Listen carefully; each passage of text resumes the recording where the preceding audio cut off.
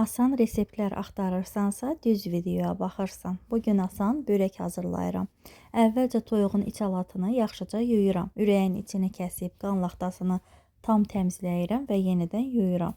Suyu süzüldükdən sonra 1 kilo iç alata təxminən 200 qram quyruq yağı əlavə edirəm. Ət maşınından çəkirəm.